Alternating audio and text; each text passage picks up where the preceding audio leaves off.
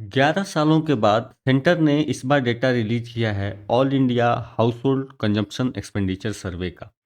ये एक ऐसा डेटा है जो कि यूज होता है आपको जीडीपी कैलकुलेशन के लिए, इन्फ्लेशन कैलकुलेशन के लिए, सीपीआई, डब्ल्यूपीआई जो चीज़ें होती हैं। साथ ही साथ ये डेटा हमें आइडिया देता है कि इंडिया में लोगों की इनकम क्या हो रही है और किस तरीके से वो खर्च कर रहे हैं। स्टेट में किस तरीके से पॉवर्टी डिस्ट्रीब्यूशन बना हुआ है, विद इन डिफरेंट सेक्शंस किस तरीके से लोग गरीबी जो है वो है। और ये इस बहुत सारे डेटा आपको यहाँ से देखने मिलेंगे।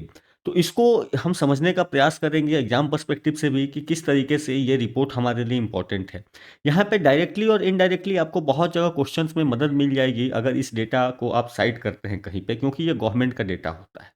तो सबसे पहले बात करते हैं कि ये डेटा है क्या। तो इसको कहते हैं all India house hold consumption expenditure सर्वे।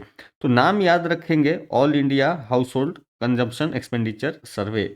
इसको जो रिलीज किया है वो रिलीज किया है आपको एनएसओ ने, यानी नेशनल स्टैटिस्टिक ऑफिस ने रिलीज किया है इसको।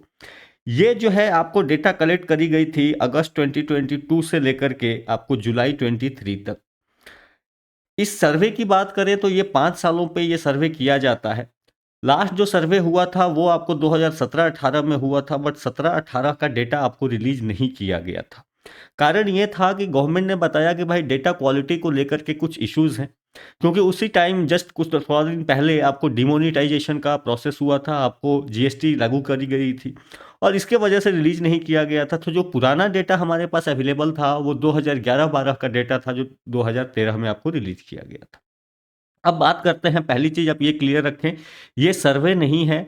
ये जो आपको है एक तरीके से आप सैंपल सर्वे कह सकते हैं इसको, ठीक है। एक लिमिटेड हाउस होल्ड्स को कैलकुलेट यहाँ पे किया जाता है अक्रॉस डिफरेंट लोकेलिटीज। तो यहाँ पे जो डेटा बता रही है कि करीब करीब 2,61,000 घरों को यहाँ पे सर्वे किया गया और वहाँ से डेटा जो है ये कलेक्ट किया गया है। अब इसमें क्या क्या इंपॉर्टेंट चीज़ें आई है हम उसको देखने का प्रयास करेंगे कि सर्वे हमें क्या बताता है। तो सर्वे में जो पहला डेटा आपको बताया गया है, तो ये टर्म आप क्लियर रखें, MPCE, that is monthly per capita consumption expenditure. यानी कि एक महीने में एक इंसान कितना खर्च करता है या कंज्यूम करता है। तो खर्च including the expanding on food items, expanding on आपको मेडिकल हेल्थ, ये सारी चीज़ें जो है normally per capita consumption expenditure में इंक्लूड करी जाती हैं। हालांकि यहाँ पे ध्यान रखें, यहाँ पे जो गवर्नमेंट ने सर्वे किया है वहाँ पे आपको जो चीज़ें गवर्नमेंट से फ्री में मिलती हैं उसको इंक्लूड नहीं किया गया है। उसका प्राइस जो है या उसका इम्प्यूटेड वैल्यू जो भी आएगा उसको इंक्लूड नहीं किया गया है। तो ये चीज़ें क्या हो सकती हैं, ये चीज़ें हो सकती हैं जैसे कि आपको मान लो कि पीएम गरीब कल्याण अन्न योजना के थ्रू फूड मिल रहा है, तो ये उसको इंक्लूड नहीं किया जाएगा, उसका प्राइस इंक्लूड नहीं किया जाएगा। या मान लो कि फ्री सिलेंडर्स मिले हैं तो उसको भी इंक्लूड नहीं किया जाएगा। आपको गवर्नमेंट जो है फ्री एजुकेशन या हेल्थ सर्विसेज अगर प्रोवाइड कर रही है तो उसका भी कॉस्ट यहाँ पे इंक्लूडेड नहीं होगा। स्टेट भी अगर कुछ प्रोवाइड कर रहा है इस तरीके के स्कीम तो वो भी उसके कॉस्ट भी इंक्लूड नहीं होते हैं। तो ये चीज़ आप ध्यान रखें। दूसरा, कुछ चीज़ें जो हैं वो इंक्लूड करी गई हैं, जैसे वन टाइम गवर्नमेंट कुछ बेनिफिट देती है। जैसे मान लो कि कंप्यूटर बांट दिया, बच्चों को लैपटॉप बांट दिया या फिर मोबाइल फ़ोन वगैरह बांट दिए, बाईसाइकिल बांट दिया, तो उसको ज़रूर इंक्लूड किया जाता है। तो ये डिफरेंस आप क्लियर रखें। अब जो है यहाँ से बात करते हैं कि डेटा हमें क्या बताता है। तो डेटा आपको बताता है कि 2011 एंड 12 में जो पर मंथ आपको एनुअल या monthly per capita consumption expenditure था जो खर्च हुआ करता था, तो रूरल घरों में 1430 रुपया पर पर्सन खर्च हुआ करता था। 2022-23 में ये बढ़ के 3773 रुपये जो हैं वो हो गए हैं। इसी तरीके से अर्बन खर्चों की बात करें तो पर कैपिटा आपको 2630 रुपये हुआ करते थे और यहाँ पे ये जो अभी है वो दैट इज 6459 रुपये आपको देखने मिलेंगे। हालांकि ध्यान रखेंगे यहाँ पे इन्फ्लेशन भी इंक्लूडेड है, क्योंकि इन्फ्लेशन कहीं, क्योंकि ये 2011-12 में चीज़ें जो हैं वो सस्ती हुआ करती थी, अभी जो हैं वो चीज़ें महंगी हो गई हैं। तो इसके वजह से इन्फ्लेशन यहाँ पे इंक्लूडेड है, तो आपको राइज जो है वो इन्फ्लेशन को इंक्लूड करते हुए देखना पड़ेगा।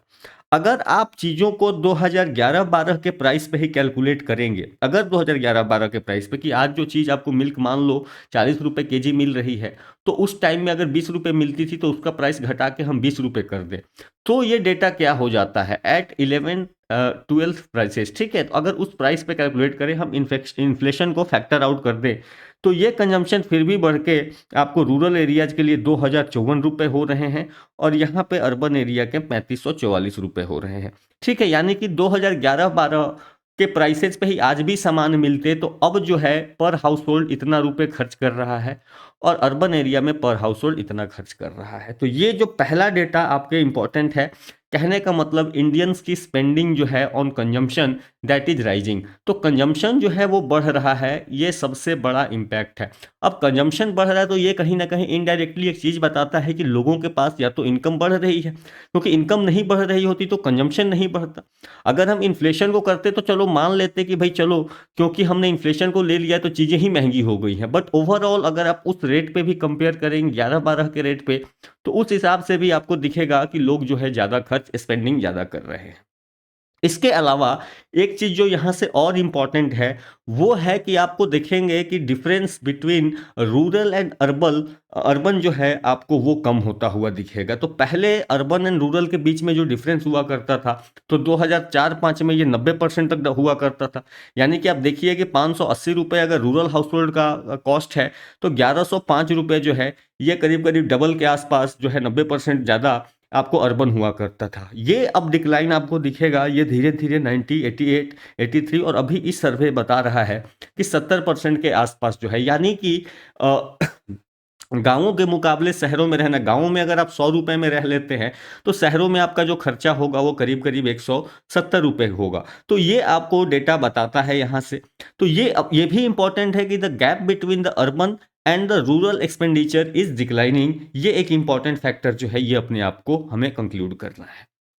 इसके बाद अगर और एक इंपॉर्टेंट फाइंडिंग की बात करें तो यहां से आपको गैप दिख जाएगा clearly, the data chart shows. इसके अलावा एक डेटा यहाँ पे ये भी बताता है कि इन टोटल खर्चों में, अब इंसान खर्च करता है तो बहुत सी चीजें खरीदता है, खाना उसमें एक सेक्शन है, खाने के अलावा भी और सी चीजें हैं जहां पे हम खर्च करते हैं। तो यहाँ पे आपको ये बताया जा रहा है कि फूड आइटम्स जो टोटल खर्च होता है महीने का, उसमें फूड का कॉस्ट कितना है ये भी डिक्लाइन होता हुआ जा रहा है। कहने का मतलब रूरल एरियाज में अगर कोई इंसान पहले 100 रुपये खर्च करता था तो 100 रुपये में 52 रुपये वो खर्च कर देता था फूड के लिए, और आपको 47 रुपये वो खर्च करता था या 48 रुपये खर्च करता था, सॉरी यहाँ पे 53 कर दीजिए, इसको 47 कर दीजिए, ये नॉन फूड के लिए खर्च करता था। अब जो है अब ये फूड आइटम में उसका कंजम्पशन कम हो गया है कि आज के डेट में अगर वो 100 रुपये खर्च करता है तो इसमें से केवल 46.5 या 46.5 रुपये वो फूड पे खर्च कर रहा है, बाकी चीज़ें, बाकी खर्चे उसके फूड से अलग हैं। तो ये चीज आपको देखने मिलेगी।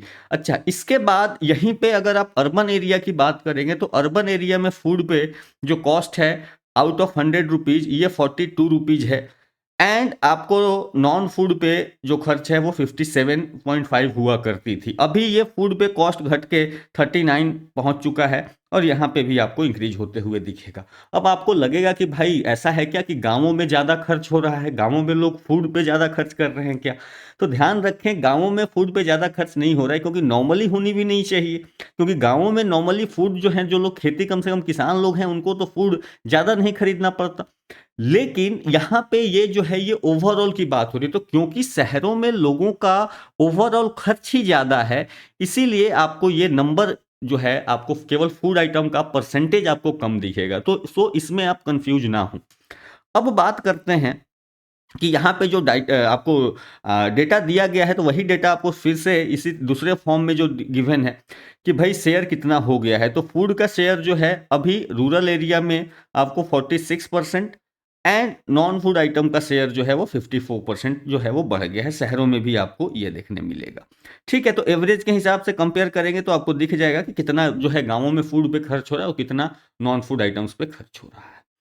इसके अलावा यहाँ पे और मैं जो इसमें डेटा है आगे बात करूंगा, यहाँ पे एक इंपॉर्टेंट डेटा आपको बात करी। अच्छा, फूड में भी एक चीज ध्यान रखेंगे कि फूड में भी जो डेटा बताती है आपको कि सीरियल्स पे जो है वो खर्च कम हो रहा है। यानी कि लोग जो हैं, जो आपको सीरियल्स हैं, यानी कि आपको राइस हो गया, व्हीट हो गया, उसका उसके कंजम्पशन में आपको डिक्लाइन हुआ है। ठीक है, तो राइस व्हीट के लिए जो पैसे खर्च होते थे उस पर डिक्लाइन हुआ है। With in the food items जो आपको जैसे मिल्क हो गया या आपको वेजिटेबल्स हो गए, हॉर्टिकल्चर हो गया, फ्रूट्स हो गया, मीट, पोल्ट्री, इन सब चीज़ों पे खर्च आपका बढ़ा है। तो कहने का मतलब अब जो डाइटिंग पैटर्न है लोगों की वो भी चेंज हो रही है। डाइटिंग पैटर्न कहने का मतलब कि पहले लोग राइस एंड व्हीट पे ज़्यादा डिपेंडेंट होते थे, बट अब जो है मल्टी डायमेंशनल डाइट यूज कर रहे हैं, वो मिल्क पे खर्च कर रहे हैं, वेजिटेबल्स पे खर्च कर रहे हैं। एंड ये एक साइन होता है इकोनॉमिक्स में इंक्रीजिंग एक्सपेंडिचर या इंक्रीजिंग इनकम का। जैसे जैसे लोगों की इनकम बढ़ती है उनकी फूड जो है वो डाइवर्सिफाई होते चली जाती है। तो जो बेचारा गरीब इंसान है वो चावल दाल खा के काम चला लेगा, लेकिन जैसे उसकी इनकम बढ़ेगी तो वो खाने में बेहतर खोजना शुरू करेगा। वो खाने में खोजेगा कि भाई अब मुझे चावल के साथ जो है एक गिलास दूध भी रात में चाहिए। तो इस तरीके से आपको देखोगे कि मिल्क में एक्सपेंडिचर बढ़ना शुरू हो गया। तो ये भी डेटा यहाँ से आपको बताती है, चार्ट में नहीं है बट ये आपको डिस्क्रिप्शंस में ये डेटा जो है वो दिए गए हैं। ठीक है, इसके बाद हम बात करते हैं कि अब इसको परसेंटेज वाइज भी या फ्रैक्टाइल क्लास के हिसाब से आपको डिवाइड किया गया है। तो फ्रैक्टाइल क्लास क्या है? तो जैसे हम परसेंटाइल निकालते हैं ना, तो परसेंटाइल में क्या होता है, परसेंटाइल में मान लो कि 500 लोग हैं और 500 लोगों को हमने अरेंज कर दिया। उसमें से सबसे कम 5 वाले जो हो गए, जो सबसे कम 5 हैं, मान लो मार्क्स की ही बात करी गई, 500 स्टूडेंट्स की बात कर ली हमने, उसमें जो सबसे कम 5 जिनके मार्क्स हैं उनको हम बोलेंगे कि इनका 1 परसेंटाइल में है ये। 5 से 10 जो नेक्स्ट वाले हैं, जो बाकी नेक्स्ट 5 हैं जिनका मार्क्स इनसे ज़्यादा है, उसको हम क्या करते हैं, बोलते हैं कि भाई ये सेकंड परसेंटाइल में है। इसी तरीके से लास्ट में जो सबसे ज़्यादा हाईएस्ट मार्क्स वाले जो लोग होंगे, जो टॉप 5 में होंगे, उनको हम क्या बोलेंगे कि इनका 100 परसेंटाइल में है ये। तो इस तरीके से परसेंटाइल कैलकुलेट किया था। परसेंटाइल क्या किया था, 100 में डिवाइड करके किया जाता है। वैसे ही फ्रैक्टाइल जो है वो किसी भी डिवीजन, किसी भी बेसिस पे डिवाइड किया जा सकता है। यहाँ पे जो बेसिस ऑफ डिवीजन लिया गया है वो लिया गया है 5% का। 5% कहने का मतलब कि वो सबसे, अगर यहाँ पे लोग कितना खर्च कर रहे हैं उन सभी लोगों को हमने असेंडिंग ऑर्डर में इन आपको जो है यहाँ पे अरेंज कर दिया। असेंडिंग ऑर्डर में अरेंज करने के बाद, यानी बढ़ते क्रम में अरेंज करने के बाद हम निकालेंगे कि भाई इसमें से 5% वो लोग जो सबसे कम खर्च करते हैं। इसके बाद वो नेक्स्ट 5% लोग जो ये जो हम पहला कैलकुलेट ग्रुप ए कर चुके थे, इनसे ज़्यादा खर्च करने वाले हैं।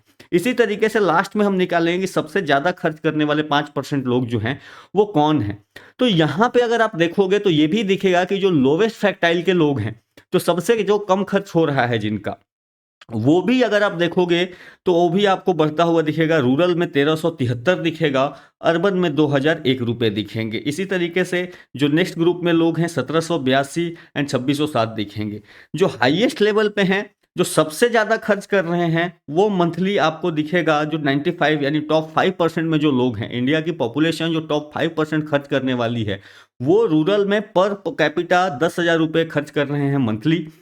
और जो आपको अर्बन एरिया में है तो आपको 20,000 खर्च कर रहे हैं। अब आप इसको समझो कि अगर कोई 5 मेंबर्स की फैमिली है तो ये खर्च कितना जाएगा, ठीक है, और ये ईयर का खर्च जो है वो कितना हो जाएगा। तो ये टॉप 5% की बात हो रही है। अब जो है यहाँ से और भी रिलेटेड डेटा इसी को लेकर के नीति आयोग ने भी कमेंट किया है। जो उनके हेड हैं, जो जो है, उन्होंने कहा है कि भाई भारत में पॉवर्टी कम हो रही है, तो उसको मैं दूसरे वीडियो में एनालाइज करूंगा। यहाँ पे जो है हम बस इस डेटा को ले लेते हैं। इसके अलावा यहाँ पे कहीं ना कहीं सोशल ग्रुप्स के बेसिस पे भी आपको डेटा प्रोवाइड करने का प्रयास किया गया है। तो ओवरऑल सोशल ग्रुप्स के बेसिस पे अगर आप देखें तो यहाँ पे आपको दिखेगा कि शेड्यूल्ड ट्राइब्स दैट इज 3106, और यहाँ पे 5414 रुपये अर्बन में आपको दिखेगा। शेड्यूल्ड कास्ट की बात कर रहे हैं तो इनका जो मंथली एक्सपेंडिचर है पर कैपिटा वो 3474 रुपये, अर्बन एरियाज में 5307 रुपये। अदर बैकवर्ड क्लासेज की बात करें तो 3848 रुपये और 6177 रुपये, और अदर्स में 4392 और 7333। ये आपको डेटा दिखेगा। अब ये क्या बताता है, ये बताता है कि अभी भी अगर सोशल ग्रुप्स के बेसिस पे हम बात करें तो कहीं ना कहीं जो क्लास डिवाइड है और कास्ट डिवाइड है, ये अगर ओवरऑल पैटर्न में हम देखें तो ये अभी भी आपको कास्ट डिवाइड के बेसिस पे क्लास डिवाइड जो है वो बना हुआ है। ओवरऑल बेसिस पे हो सकता है कि कुछ पॉकेट्स में ऐसा हो ना होल्ड करता हो, बट ओवरऑल अगर हम एक पूरा डेटा देखें तो ये डेटा इस चीज को होल्ड करती है कहीं ना कहीं। हालांकि डिफरेंस आपको बहुत ज्यादा नहीं दिखेगा, बट फिर भी डिफरेंस इज विजिबल। तो ये अपने को देखना है। इसके आगे बात कर रहे हैं कि अगर हम बात कर लें कि हाउस होल्ड टाइप से कि किस तरीके के लोग जो किस ये आपको जॉब में हैं तो वो किस तरीके से खर्च कर रहे हैं। तो यहाँ पे आपको दिखेगा अर्बन और रूरल के बीच में, रूरल में अगर आप देखें तो सबसे कम खर्च करने वाले लोग कौन हैं, तो सबसे कम में आपको दिखेंगे दैट इज दिस ग्रुप, यानी कि कैजुअल लेबर इन एग्रीकल्चर। ये जो लोग हैं जिनका रोजगार एग्रीकल्चर में लेबर का काम करते हैं वो 3273 इनका आपको दिखेगा। इसके बाद अगर आप देखोगे कि रेगुलर वेज या सैलरीड अर्निंग जो है ये ग्रुप आपको हाईएस्ट में दिखेगा दैट इज 4533। इसके अलावा एक अदर्स है जिसमें बाकी चीजें इंक्लूड करी गई हैं, तो हो सकता है कि रूरल एरिया में रहते हो, उनका कोई अलग बिजनेस हो, ठीक है, तो उनको उनका नंबर जो है वो हाईएस्ट है। बट सबसे लोवेस्ट जो है वो अपने को ध्यान रखना है, कहने का मतलब जो एग्रीकल्चरल लेबर हैं उनका वेज अभी भी कंजम्पशन पैटर्न जो है बाकी लोगों के मुकाबले कम है।